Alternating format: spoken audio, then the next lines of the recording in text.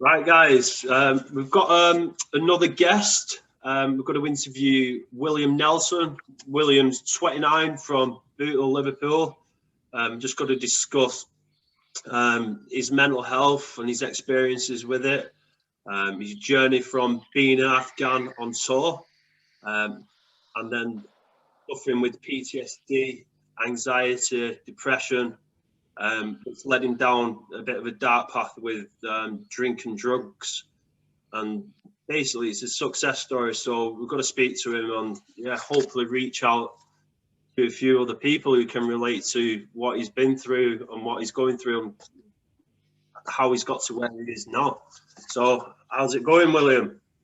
Good, you know me. Good. Hey, Not bad. So yeah, nervous. So if I smile, it's because I'm nervous. Nah, that's a good mate. Don't worry. I get nervous when I do this, so don't worry about it. Yeah. Just give us a bit of a background, mate. So basically, when did you go in the army? Give us a bit of a backstory. So I was 14. My sister's boyfriend was very close to me. 14th birthday, found out that he died in Afghanistan. Was killed on tour. So from that, I made the decision to join the army at 16. That's a young age to make a big decision like that as well. Did you? Yeah. You made your mind up. That's what you wanted to do.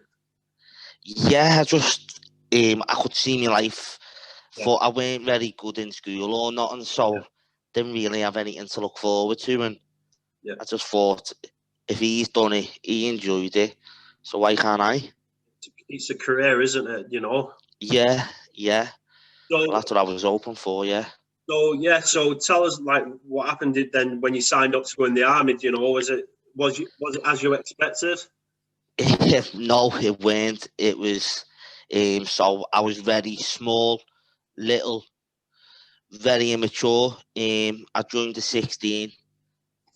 I'll go quick till I was 18. I passed out of training, and then I arrived in my regiment. I was there for about 2 months, and then I was told I was going to Afghan on a 3-month tour, 3.5-month tour. And then I went on that tour, and just not went to plan. I weren't the best soldier. I was very young, very immature, and I just didn't cope with.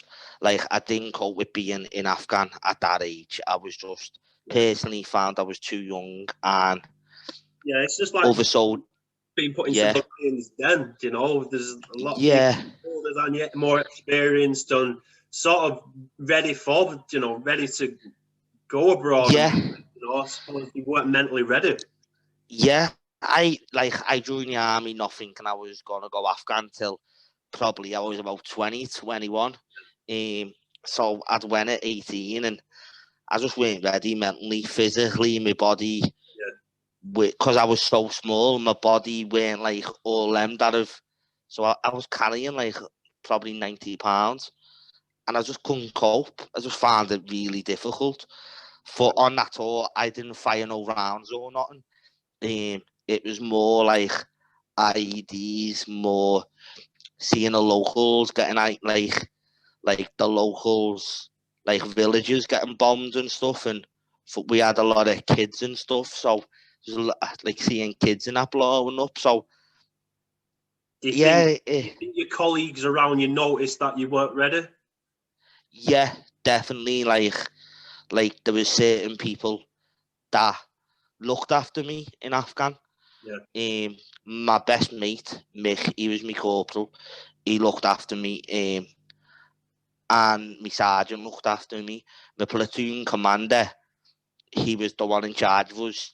He wanted me home. He wanted me back in England. He knew I weren't ready. But I don't blame you. You know, I mean, I'm 37 and I wouldn't be ready now to go and fight in Afghanistan. No, it's hard, mate. To do what you've done is amazing, mate. You know, you should Yeah, get credit for doing what you've done. yeah. Some people say that, but It's easier said. I know it's easier to take. Yeah, it's easier. Hard to take compliments. Sorry. Yeah. Yeah. But yeah, that was that. So I turned 18, and then I'd went Afghan. I'd come home from Afghan. Yeah. And that's when it all started. I did fish though. I did started me fishing. So from 7 to 14, I was always fishing. Yeah. And then when I'd joined the army, I just didn't have time. I was so busy. Yeah. It was not till I come back from Afghan where I got to do a bit of fishing down in Cyprus. Is that down all fishing in the army? Was that then? Yeah, so where we were based in Cyprus, Yeah. it was all the dams and stuff, and they were just riddled with carp. It was just Did you amazing. Did you catch many? Yeah. You just have to fish. You used to just have to fish it for a top kit and a method feeder, and mate, you were just getting bags and bags. How big are you talking? Good times. How big? Only little, mate. Only like probably £1, £2. Yeah. But it was just crazy with fish. It was like F1s, when you see like when you go to F1 waters now when they're just all jumping up. Yeah. Like that's what the dams were like down in Cyprus. It was all natural, but so many fish. Like I don't even think they stocked them in there. It was just crazy. So that was your first tour then, I take it? Yeah, so my first tour, that was my first tour. I'd come back from Afghan, and then that's when my mental health started. I'd went out on a night out, and because I was so young, I'd not really drunk much because I was very immature. So because I had a lot of money in my bank, I'd went out, and someone offered me cocaine, and I thought, fucking hell, it's going to just make me feel so much better, because I didn't know how to cope with anything. I was just, like, my coping mechanism skills at the time were just not there. So the way I coped was coke. So, yeah. So at this point, had you noticed yourself you had some sort of mental illness or anxiety or PTSD at that point, or was it? No. Or was it just the fact that it was just numbing the pain, but you didn't really know what it was? Yeah, because I was so young. I felt shit, and I felt like, so I'd come home and I'd felt like my mum and all my family's like, wow, my son's gone Afghan, he's so good, he's this, but they thought that I was in Afghan and I was fucking running around like a headless chicken being this great soldier, when actually I weren't, and that hurt, and I felt like I was lying to everyone. You weren't living up to that reputation, what everybody else thought. Yeah, that expectation of a British soldier. Yeah, that expectation of a British soldier, I weren't living up to, and that hurt. So you had that burden on your shoulders, you felt? Yeah. So I'd went out on my night out, and I just thought, fuck it, let's just feel a bit free, and that's how it started. And then, that's it. Yeah. I mean, was you going out, like, were you taking like drugs because you enjoyed it, or were you just, again, like, no, the pain? No, like, so I took them the first night just because I just wanted to feel free, and then I thought that night something personal happened, really bad, and I'd woke up the next morning and just never, something happened really personal, and it just, that thing that happened affected me for the next 10 years. And this is where it sort of spiraled out of control with the drink and taking drugs. Massively, yeah. I was taking I was taking drugs, and I was taking cocaine, and then I weren't feeling the numbness anymore. So I thought I just wanted to die. So I'd take any drug that I could get my hands on. I was lucky in a way that nobody offered me heroin or anything. Yeah. Sounds weird. No, I can relate to it. If somebody would have offered me that, the way I was feeling, I would have took it. You know, like hands down. You know, we've discussed it in messages before, and you know, anybody who's gone through addiction, it's, you know, you're not taking drugs because you enjoy the fact it's, you know, they're getting you high. It's numbing that pain. You know what you feel. I'm like addicted to drugs and says you enjoy them. Nah, you don't, mate. I never enjoyed taking drugs, never at all. And like, I'd never tell anyone drugs were good. You know what I mean? No. Drugs make the pain go away for a certain amount of time, for how long them drugs last. Yeah. Once them drugs go and that feeling's gone, that pain is heightened, and you feel worse. So what was your lowest point then? Do you know, what were the lowest you actually got to? I'd probably add, so a couple of things. I jumped off a bridge when I was really like, I took a lot of drugs and I just wanted it to end. So I jumped off a bridge, and fully enough, I landed in a canal, and I just got out the canal and went home. Thought that was fucking pathetic, wasn't it? So yeah, there was that. I used to pick fights with people. Yeah. Like, just to get hurt. You know what I mean? Yeah, because you don't come across like somebody who look for a fight anyway, do you know? No, then I did though. Then I was just so angry with myself, you know what I mean? And I used to just do so many things. Like, I took my dad's tablets, my dad's on some, and I just took them with a bottle of vodka. I'd done that a couple of times, and I just woke up the next morning, with just an headache, you know. But I never told anyone. I just done it. It wasn't a cry out for help, like people say. I just done it, and every time I just failed at doing it. I just weren't very good at it. Yeah, and you know, I can relate to like your mental health side of things, but you know, I'm lucky enough that I've never, you know, had them feelings of getting that low. But I can see how easily it is to spiral out of control, and I think without my family, you know, the support around me, you know, God knows where I could have ended up. But yeah, you just don't want to tell no one. Like, I count myself really lucky, and you know, it can happen to anybody, you know. Yeah, it can happen to anybody. Like, people used to think that I was just this mad little. Like, people used to say, like, you're just a mad little Scouser, because I was in the army with different like accents and all that, and like, they just didn't have a clue. Like, no one knew the pain that was happening. It didn't happen until probably about 5 years after being really heavily on drugs. My sergeant said to me, you was working at the same time you were going through all this. Yeah, I was still in the army. So you kept down a job as well as having an addiction and going through all your mental health stuff as well. Yeah, I was still going.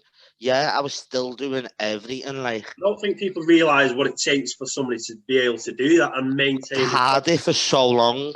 Like, some people knew, you know what I mean? Yeah. Some people knew what I was going through, but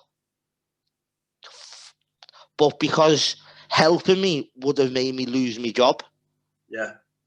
So people didn't want to help me because they didn't want me to lose my job because they liked me. Yeah. So they were stuck in that predicament. Yeah.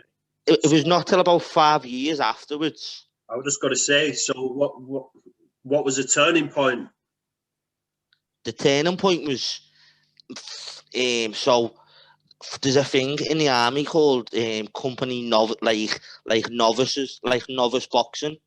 And my sergeant said that I needed something to focus on, and to not be going out. And so I was like, all right, sound, I'll do it. You know what I mean? And I'd done it, and I was good at it. I was really good at boxing, and I'd done that for a number of years. I'd still took. Did you have any fights, or was it just you were training? Yeah. I had 6 fights. Right. I had 6 fights in the army, and I won the 6. And I probably could have took it further, but I was still having the cocaine and stuff while I was like, so if I had 5 weeks off from my fight, that 5 weeks would just be binging and like trying to be numb. So I hid it really well. So go on. What was the actual turning point? You had your boxing. That was your bit of your escape. So you had to, you had something to put your mind to. But what was your actual turning point to realize, I need to get off this shit. I really need to think about my mental health. Or was it somebody intervening? How was it? No. So I'd went on my second tour. Right. All right. So I'd went on my second tour of Afghan, and this was just to prove that I could have been the soldier that I was. Yeah. So I done that, and I was really good. And I smashed that. So that's Afghan second, bounced back. That's that done with. And then I carried on with the coke again. And then it was my sister. It was actually a taxi driver. I told him my story on the way home. Yeah, it was me. It was a taxi driver that told me the story on the way home. So I told him everything that's happened in my life. And he said, like, I'd had a fight that night or something. And he said, and I just burst out crying to this taxi man. And he dropped me off. And like my sister had realised how bad I was. And she took me to the army then. And she said, like, he needs help. The sergeant major at the time was like, there's nothing wrong with him. He's just a pisshead. He's just Nelson. Like, that's what he said to me sister. And my sister was like, nah, I'm taking him home and he's not coming back. So send him to our mental health. And then he sent me to a mental health nurse. Yeah. And a mental health nurse listened to me. Prior to that, though, I did go to see the doctor, but the doctor was an army doctor and knew me personally, and he just thought that I was just me, you know what I mean? Yeah, because you put on that front for so long, and people were used to that bravado as well. Yeah, so. And you're crying out for help, and you're not getting the help that you need. Yeah. Nah. So is that like, obviously when you, sorry, I've sort of interrupted a little bit, but do you remember the first time you actually was open with yourself, you was open with other people, so right, did you feel my sister better for letting that out? Do you know what? I was scared. I was still scared. Like, I was like, wow, I'm going to lose me. I was still scared of my job and like losing it. But then I was so relieved. Like when the nurse phoned my sister and was like I'll never forget it. She said, Tanya, we're going to help him. And my sister was crying and said, thank you. She said, and that was it. That was the turning point. Because my sister knew I was on coke. My mum and dad were dead against drugs. They always have been.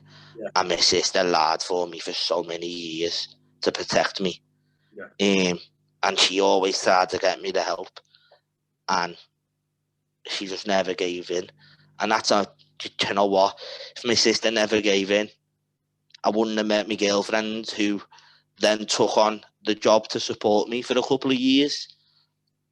And yeah, them two people were they just they're just rocks, mate. They just help me so much. Yeah. So you, like you said, you went to the hospital, and what happened after then? Was it like how was your recovery? What was For recovery was I was sectioned. I was getting sectioned to a mental health hospital because my sister was a nurse.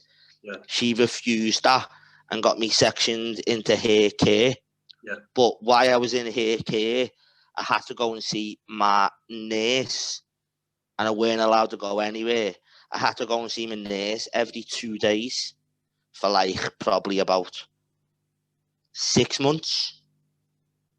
And then the further I see my nurse, she made me realise what I was going through and how to control it. And it come to a turning point. She said, "You're leaving the army, Will." I said, "I can't. It's all a no." She said, "You can't be in this army. You just can't do it. You need to think of positive stuff. What do you like? What's good?" And that's when I started taking up fishing again. Yeah, man. That's when I first took the dive to get back. What type of fishing? Match fishing. Yeah. A few matches. So I don't know. So I've got a bit of a mad story. So I was telling you before, weren't I? So I'd fished my first match. I think I'd got like my mum had, because I told my mum what was going on and I wanted to help myself. I was like, "Mum, I just want to get back into fishing and focus on something."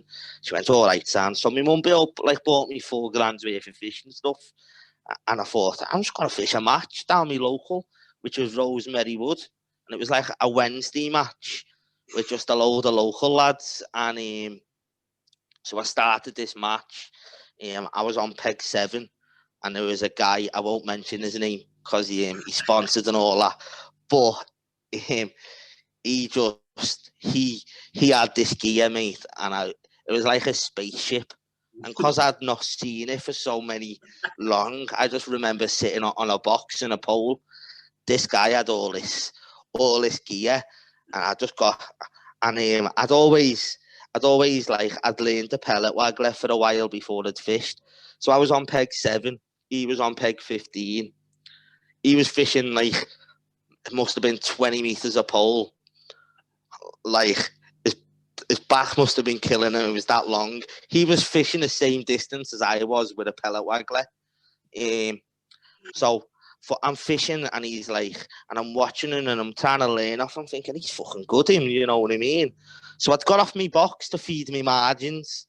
Now I didn't know this weren't allowed, so I'd got off my box and I'd walked over to my margin, and I'd put my ground bait, and all I heard was, "What are you doing? What are you doing? You can't do that. You can't do that." I was like, "All right, I'm sorry." Do you know what I mean?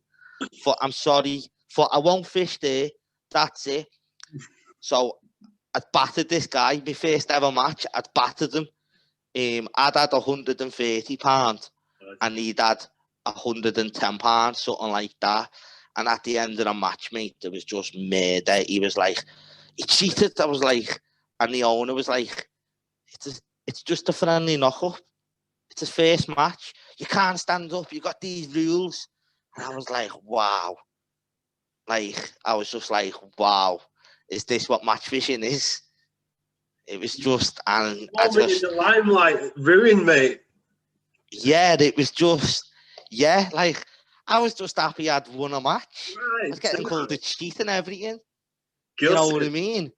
You held your hands up and you said you weren't going to fish there. You admitted you made a mistake. This guy, mate. Difference in weight, £30. You say £30? £30, yeah.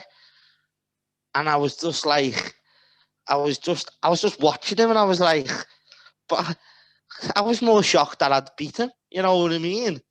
I'm not a match fisherman, so I don't really have an opinion really. But I mean, is it that competitive out there, even when you're fishing for your local club?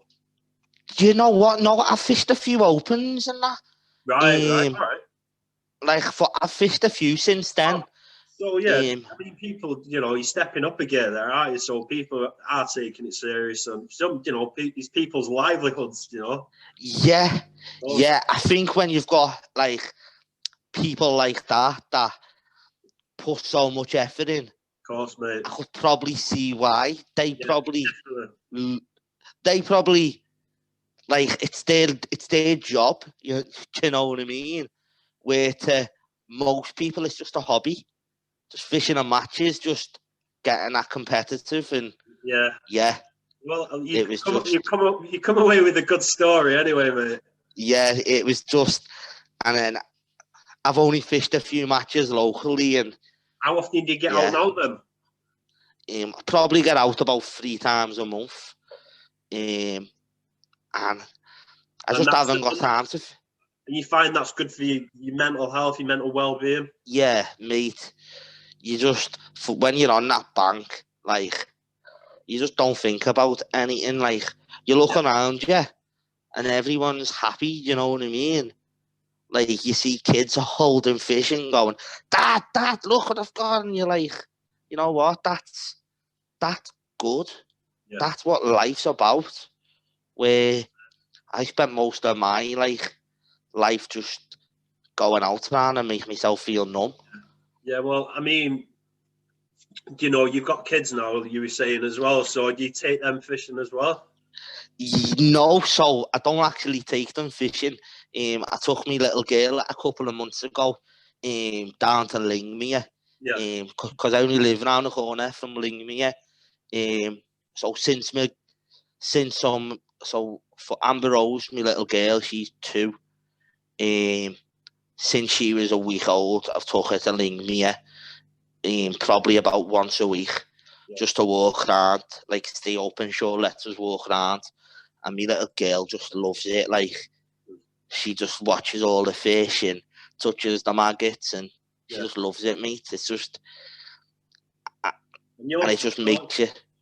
I mean, you saying as well, I just want about your job you're in now, and, through your experiences with your own mental health, how you landed the job you're in as well.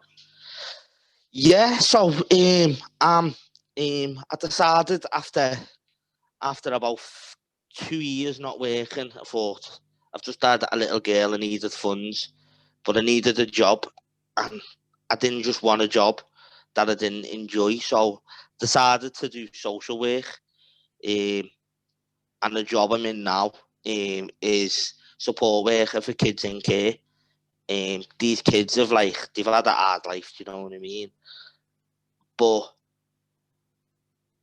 it's just so positive. Like, my negative life choices has now become positive to helping these kids not make the decisions that I've made. Yeah. And when you tell these kids the stories and you tell them parts of your life, they listen, they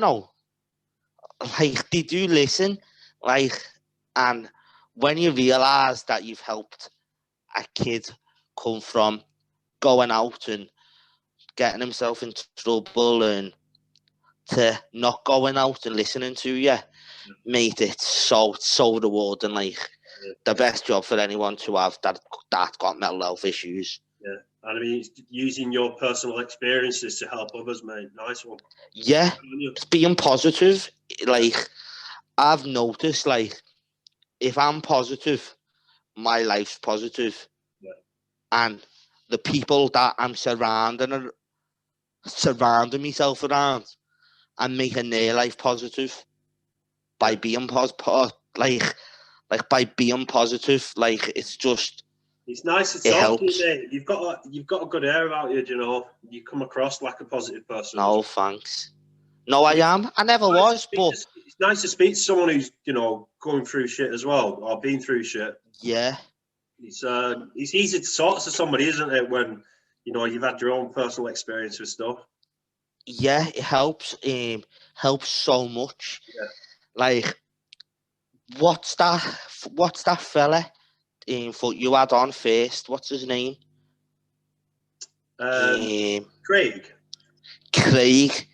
like he's the start of this. Like him making that video, mate. I watched that video and I was just like, what a guy. I was just like, you've made the balls. I was, I hadn't got back into my fishing around that point then. It's only in October I started my fishing for a year. And then it was Craig who dropped me a message, and, I was none the wiser. I didn't know anything about him. And, through people I speak to, he has made a big impact to what he's doing. And, again, through his own personal experiences, helping other people, like you're doing as well. Yeah, I watched his video, mate, and I was just like, that takes balls. Like, that takes balls just to sit there, get a camera, and think I'm making a difference. You know what I mean? And that was the reason that I was like, I'll do this, because I seen how much he helped others. I see. Straight after. For what's that? You dropped me a message straight after the chat with Craig saying you'd like to have a chat. Yeah. He's just put out live. Yeah, he's brilliant. Like for you both had this page, like this type of thing is going to help so many people. Yeah, and it's exactly like you're doing. It's just something that comes natural to us, because you've got the empathy because you've been through it. And you don't. It's not like we're doing it because we feel like we're getting something out of it. We are getting something out because we are helping other people. But just that show the people that it can happen to anybody. Talk about it. And, like two lads now.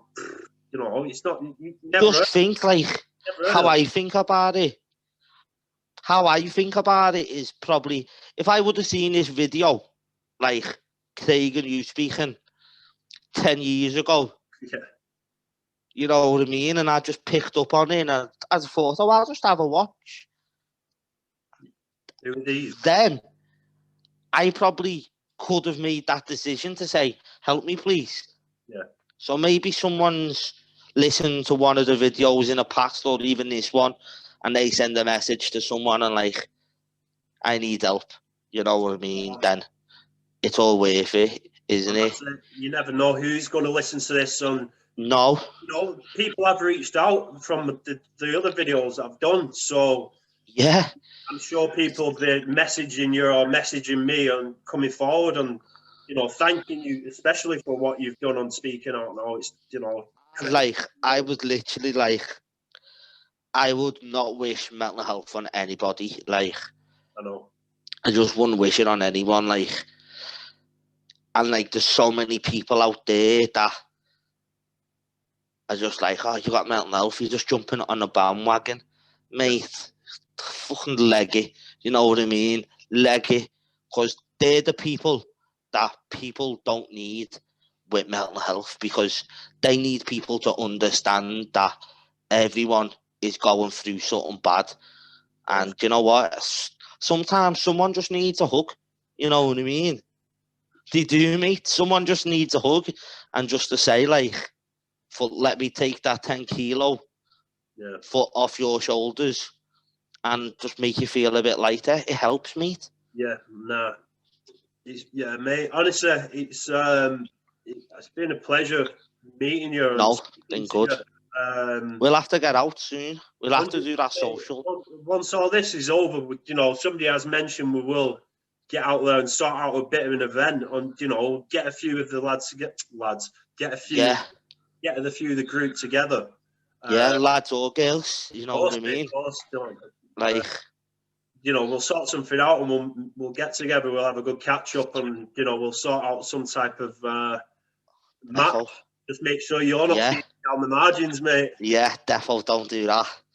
Don't do that. Right, yeah. Well, we'll be keeping an eagle eye on you, mate, by the sounds of it. It's mad, mate, isn't it? Hey, honestly, it's been an absolute pleasure. Thank you. Thanks very much. Stay in touch, mate, and I will do. The messages as I message you, keep that going as well. It's good to get feedback and get that support we do for each other as well. Yeah, good luck on the future as well. You, mate, as well. But we'll be speaking anyway. We'll be. Yeah, we will. Yeah, no but we definitely will. We'll get out soon. You know, I'll introduce you to Craig as well. I'm sure Craig will drop you a message after this as well. Yeah, no, I hope so. No, I speak to Craig a bit. I speak to Craig. Yeah, I speak to Craig. Okay. He's fucking brilliant, isn't he? Do you know what I mean? Yeah. He is. He's so are you, though, mate. So are you. What you're doing now is exactly what Craig's doing. You've got to keep going, haven't you? You know what I mean? You're both great. Right. Anyway, brother. Go on. See you later. You're working as well, aren't you? Yeah, I'm in work, yeah. You love your job anyway, so... Oh, mate, it's boss, mate. It's boss. Boss. See you later. Take care, my mate. Bye.